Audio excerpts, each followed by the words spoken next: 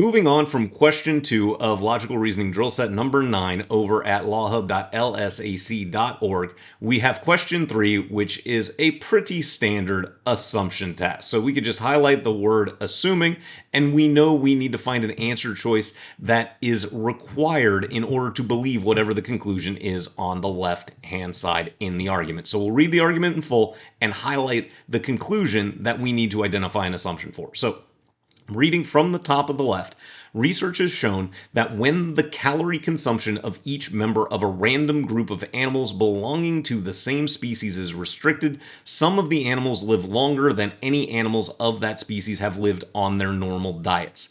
In contrast, reducing the incidence of illness in a group of animals merely results in an average lifespan higher than that of a group with a normal incidence of illness and not in lifespans exceeding the previous maximum lifespan. This research proves, therefore, that calorie restriction slows the aging process while reducing the incidence of illness does not. So that's going to be our conclusion. And I'm just going to highlight the word research, understanding that all of the research is up here in the 2 sentences prior. I don't want to highlight the sentences. If I need to, I'll go back and parse the details based on what an answer choice says.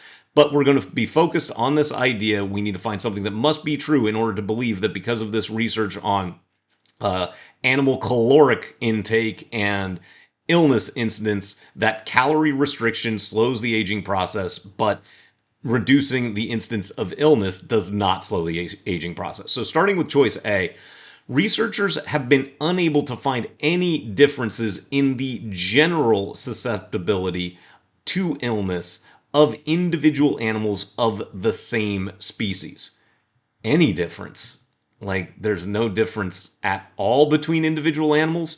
It's not a common reason to eliminate except for assumption tasks, but this is simply extreme. We don't need this to be true. The argument can stand on its own without there being an inability to find literally any difference in the susceptibility of illness. There could be some, so A can be eliminated as, again, being something that is simply not necessary for this conclusion, and therefore is also kind of a task reversal. Then choice B, a reduced calorie diet is the most effective method for increasing the average lifespan of a group of animals.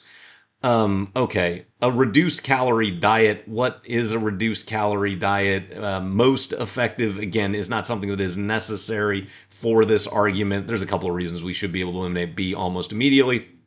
Then, choice C, lifespans exceeding the previous maximum for a species indicate that the aging process has been slowed in the animals of that species who attain those lifespans. That is some delightful LSAT language. You might just read that and go, this is English, right?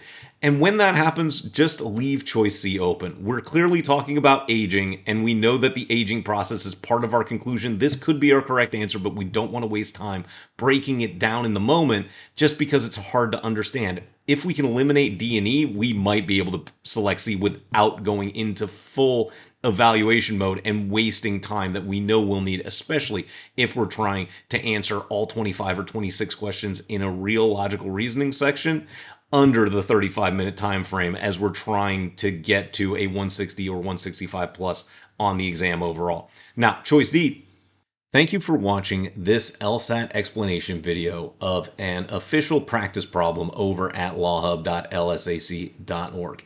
If you're enjoying the explanation, please consider becoming a My Guru member to get early and exclusive access to additional explanation problems to help you on your LSAT journey. You can also like the video and subscribe to become notified when additional practice explanation videos are produced by My Guru. But for now, let's get back to this explanation.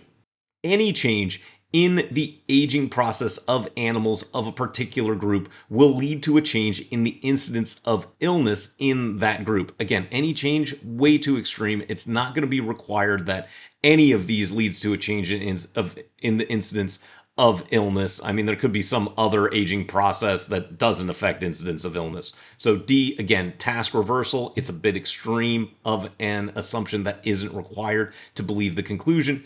And then choice E, restricting calorie consumption for each individual member of a group of animals of the same species has an effect on the incidence of illness in that group. Again, each individual member, like it really has to be each individual member? Not necessarily. It doesn't have to be each individual member of the same species. So that's a bit extreme. But there is one more tool that we can use to evaluate whether C or E is correct. And remember your negation test for assumption tasks specifically. We should be able to add or remove the word not, or use a technically opposing quantity and apply that to our correct answer and watch the argument fall apart. So starting with choice E, restricting calorie consumption for each individual member of a group of animals of the same species does not have an effect on the incidence of illness in that group.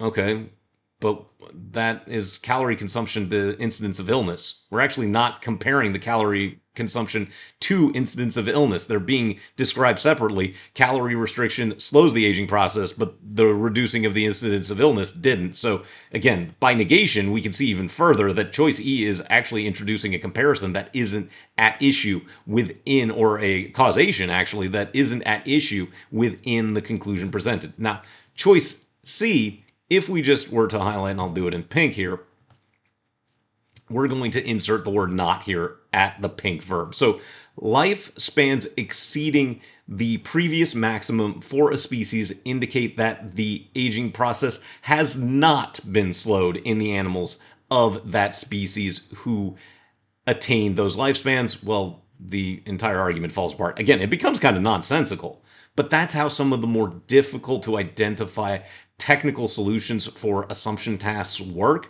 They're using such opaque language, it's hard to identify how it actually works without the negation test. But the negation test takes a little bit of extra time, and we know that especially if you're aiming for that 160, 165, 170 plus score on the exam, you may not have enough time to really go through all of the detail that we did in this video. But as you can see, we might have been able to select choice C without the negation test, but of course, do remember that you can use the negation test as needed to be more certain when encountering assumption task questions such as number 3 here from drill set number 9.